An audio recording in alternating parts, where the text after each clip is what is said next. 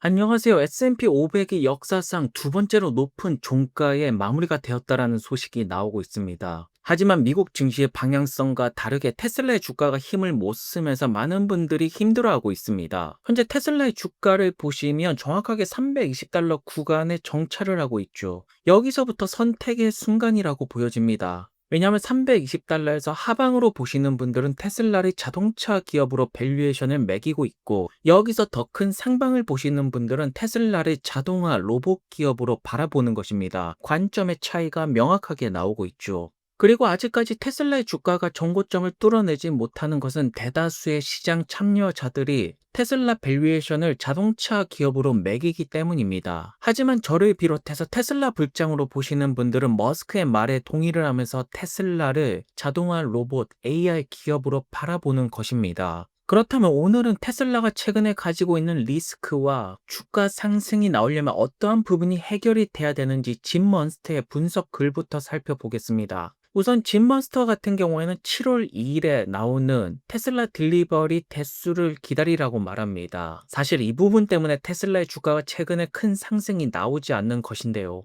짐먼스터 같은 경우에는 전년도 대비 17% 감소한 37만 대 인도량을 예상한다라고 합니다. 6월 인도량 역시나 시장 예상치를 밑돌 것이면서 유럽과 미국과 중국에서 판매 대수 감소가 나왔다라고 하죠. 하지만 테슬라 투자자분들은 이번 인도량 수치를 감수할 수 있는 것은 역시나 로보택시에서 진전이 나와야 된다라고 하죠.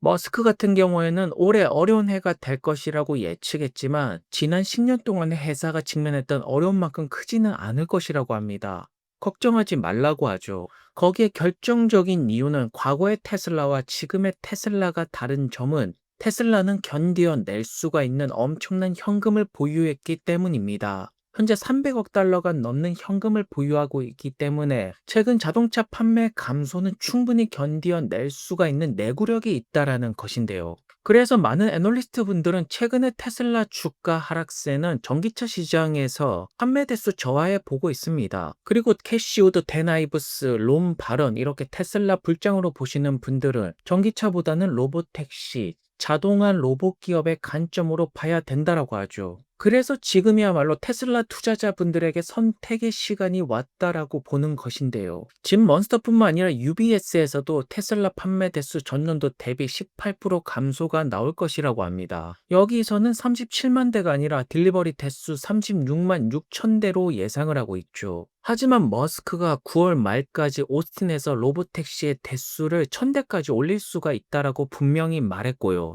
하지만 짐먼스터 같은 경우에는 9월 말까지 차량 대수가 100에서 200대만 늘어나더라도 투자자분들이 만족할 만한 결과가 나올 것이라고 합니다. 그래서 보신 것처럼 테슬라를 자동차 기업의 밸류에이션을 매기시는 분들은 2분기 때 판매 대수 감소가 나오기 때문에 하방으로 봐야 된다라고 말하는 것입니다. 하지만 벤치마크 애널리스트 미키 같은 경우에는 테슬라의 목표 주가를 오히려 상승시키고 있죠. $350에서 $475로 올리고 있습니다. 그 이유는 로보택시 사업이 테슬라의 새로운 성장 동력이 될 거라고 보는 것입니다.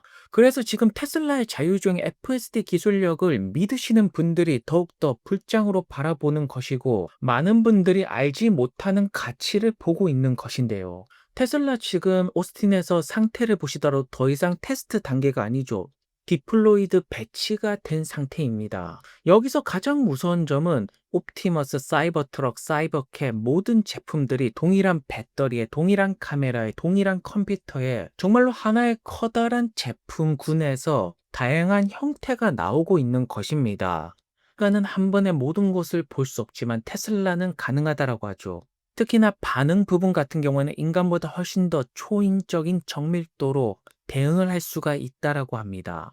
FSD 감독 버전 같은 경우에는 일반 운전자보다 훨씬 더 많은 데이터로 훈련을 하기 때문에 이 신경망 같은 경우에는 오직 운전에만 집중하기 때문에 주의가 산만해지지 않는다라고 합니다. 결론적으로 인간보다 훨씬 더 뛰어난 운전 실력을 보여줄 수가 있다라는 것이죠. 최근에 우버 같은 경우에는 중국에 본사를 두고 있는 포니 AI 자율주행 회사를 인수하려는 움직임이 나오고 있습니다.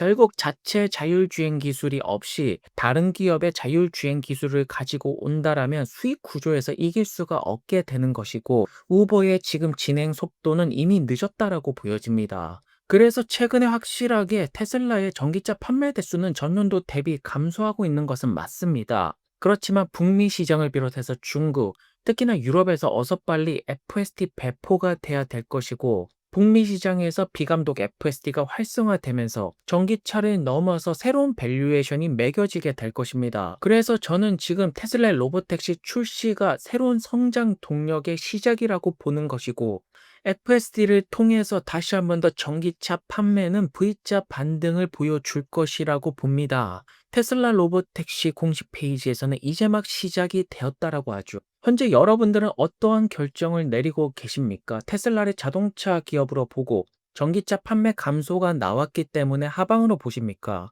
저는 그렇게 보지 않습니다. 새로운 동력의 시작일 뿐이라고 말씀을 드리고 싶습니다. 오늘도 좋은 하루 되시고요. 다음 영상에서 뵙겠습니다. 감사합니다. 벤치마크에서는 테슬라에 대해 더욱 강세를 보이고 있습니다. 그들은 목표 주가를 475달러로 상향 조정했습니다. 이는 시장에서 가장 높은 가격은 아니지만 높은 수준입니다. 즉, 이는 분명히 앞으로 상당한 상승세를 예고하고 있다는 뜻입니다. 분석가들은 테슬라의 모든 것을 투자할 때라고 말합니다. 그 촉매제는 그들이 우리가 본 로보택시 서비스의 출시를 큰 원동력으로 보고 있다는 것입니다. 그들은 그것을 테슬라의 다음 성장장의 시작으로 봅니다. 테슬라가 출시한 방식을 좋아하는데 니콜, 사이버트럭과는 달리 그다지 큰 화제는 아니었습니다. 로보택시는 오히려 더 조용히 출시하고 있습니다. 통제된 출시였습니다. 그들은 그것이 마음에 든다고 말합니다. 그들은 통제되고 안전을 우선시하는 출시로 보았고, 그것이 규제 당국과 대중의 신뢰를 얻는데 도움이 될 수 있다고 생각합니다. 이제 명심하십시오. 텍사스에서 9월 초, 정확히 9월 1일에 새로운 자율주행 차량 규정이 시행될 예정입니다. 벤치마크가 테슬라를 보는 방식은 장기적인 게임에 관한 것입니다. 강세와 매도 측에서 테슬라를 보는 방식이 다른데, 자동화 회사인지 자동차 회사인지 같이 중점이 다릅니다. 하지만 그들은 그 진화가 일어나고 있으며 첨단 자동화 및 로봇공학 회사로 진화하고 있다고 봅니다. 니콜, 아시다시피 그들의 핵심 사업은 여전히 압박을 받고 있습니다.